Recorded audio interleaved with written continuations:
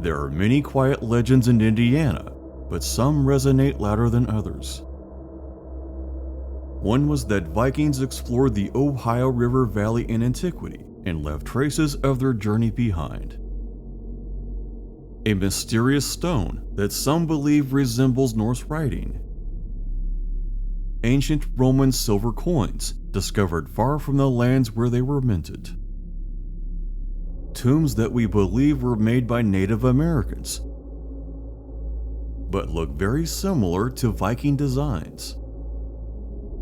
And stories from the Native Americans themselves, speaking of a tall white people with golden hair. Are these all just a bunch of coincidences, or a history that's slowly fading away?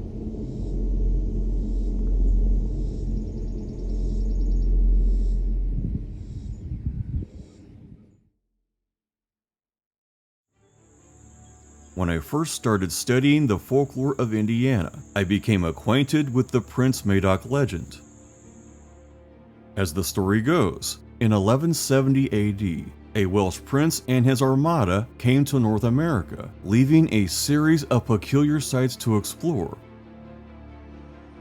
People always mention Charlestown State Park, and how a stone fortress was built upon Rose Island. It was over 75 feet tall along the top of the hill, more European in design than Native American.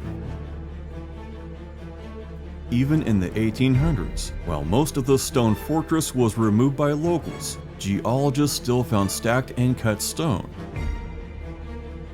some of which is still there today. And secondly, how Native Americans spoke of white Indians that were much taller than they were, having light-colored hair, even appearing golden in the sun. While a Welsh explorer could have reached North America, maybe those two stories are mixed. Europeans of various groups built castles and fortifications. Many are very similar. But Welsh people are known for dark hair. Another group is much better known for golden hair. The Vikings, and we have solid evidence that they were here. In about 1000 AD, Vikings not only reached North America, but built a forward base of operations at Lance O Meadows in Newfoundland, a site you can visit today. There were large dwellings, 8 of them. Workshops, including a blacksmith forge to make swords and tools. But more intriguing, butternuts, also known as white walnuts. Butternut trees don't grow in Newfoundland, but they do in places further south. This strongly suggests that the Vikings traveled farther south than Newfoundland and brought materials back to their settlement.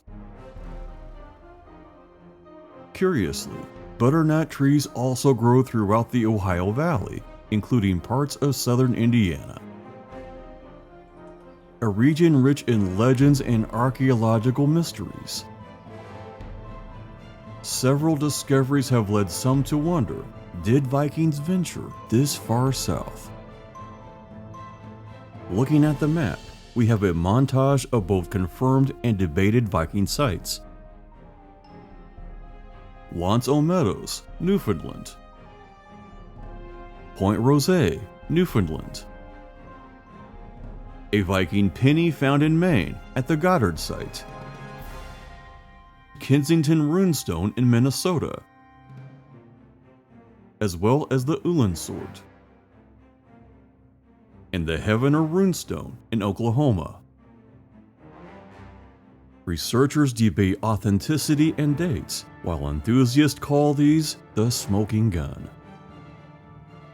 But one thing is certain, Viking sailors possessed the skill to cross the Atlantic Ocean. Once in North America, an enormous network of rivers and lakes stretched deep into the continent, offering tantalizing routes that explorers could follow for thousands of miles. To a modern traveler, Indiana seems far removed from the North Atlantic, but to a Viking sailor, water was the highway.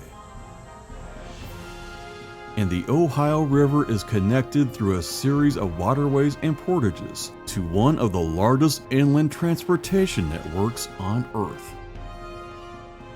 It passes Cave in Rock, Illinois,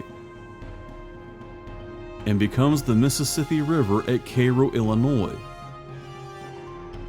flowing all the way down to the Gulf. All told, that's over 2,100 miles. The question isn't could the Vikings have explored Indiana, but did they?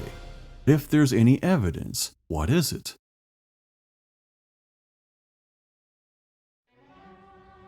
The Ohio River travels along Lawrenceburg, Indiana, Vevey, Madison, Hanover, Charlestown, Jeffersonville, Clarksville, New Albany, Mockport, Leavenworth, Fredonia, Alton, Magnet, Derby, Cannelton, Troy, all the way down to Mount Vernon, Indiana. And along this path, people have found strange things for hundreds of years. Before we look at specific sites and artifacts along the Ohio River, it's important to understand the differences between two very different technological worlds. By the Viking Age, Norse societies were built around iron. They forged swords, axes, and ship fittings in small furnaces. They were shaping tools designed for travel, survival, and warfare across the sea. Across North America, indigenous cultures used stone, bone, and wood to create tools. They relied on what was most available. In other words, they didn't have to find a mine for metal ore. Stone arrowheads, spear points, and cutting tools were efficient and easily replaceable. They had to be. But here's something to consider. While people still find stone artifacts in Indiana, it would be very unlikely to find ones made of iron that have lasted over 1,000 years. Indiana's acidic, oxygen-rich soil, combined with rain, snow, and floods, would reduce iron tools and weapons to iron oxide, leaving only tiny fragments, or a stain in the soil. But one metal lasts a little better than iron: silver. And very strangely, ancient silver coins have been found in southern Indiana.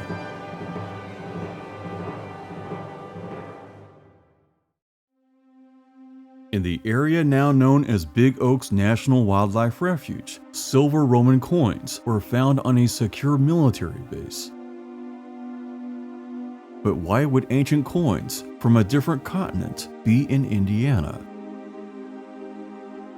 Romans were not known for huge explorations of the sea, but the Vikings that raided their former lands definitely were. In 1963, when building the Sherman-Minton Bridge between Indiana and Kentucky, a small pile of Roman coins were found along the bank. They were just sitting there, as if they were once in a bag that had deteriorated. They were positively identified as Roman coins from the 3rd century AD. And across the river in Kentucky, another Roman coin was found at Stephensport. Skeptics propose that these were brought by Europeans in the 1700s or 1800s, but there is no way to know either way. But we're far from being out of clues. In 1898, resident John Brady found ancient armor at Louisville, Kentucky. Archaeologist Dr. Anvira estimated its creation around 379 AD. It was a complete mystery how it ended up across the world. The family kept it several generations until it was stolen in 1968. At Jeffersonville, Indiana, a small Viking runestone was allegedly found along the Ohio River. At one point, it was displayed at the Falls of the Ohio Museum at Clarksville, was displayed at the Visitor Center at Jeffersonville, but that too is gone. But there is a much bigger artifact that still exists today.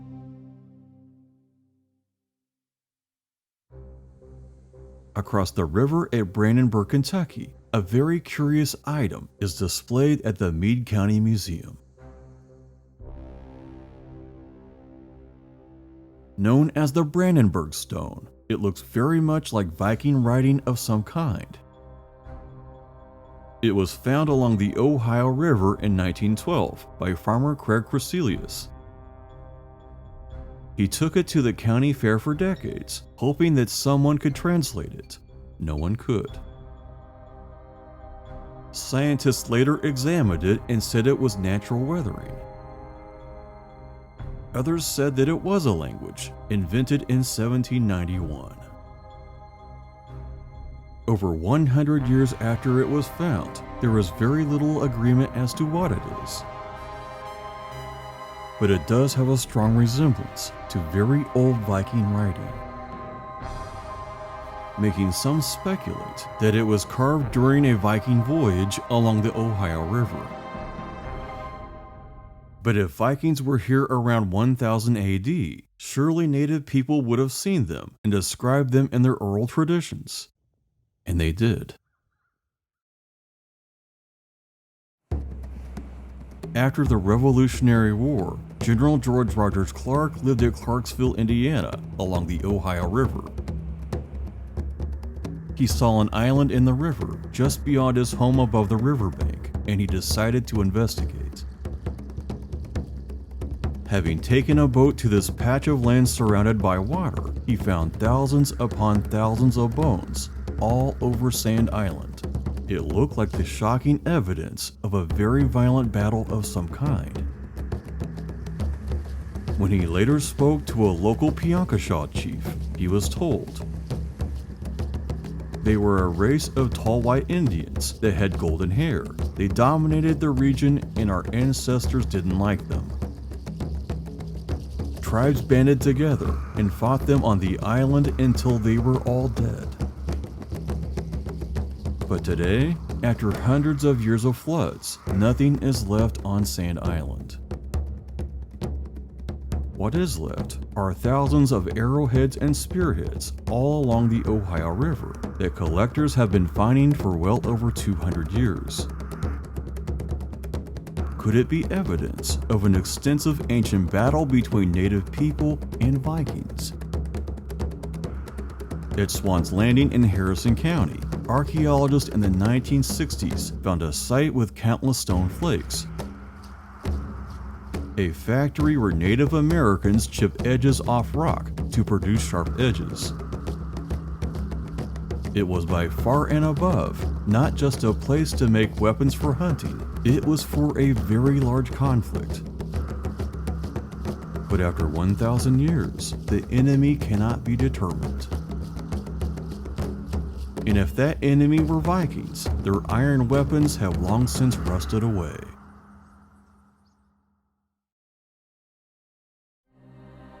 Sometimes things can look obvious, but they're not, fooling even the best researcher.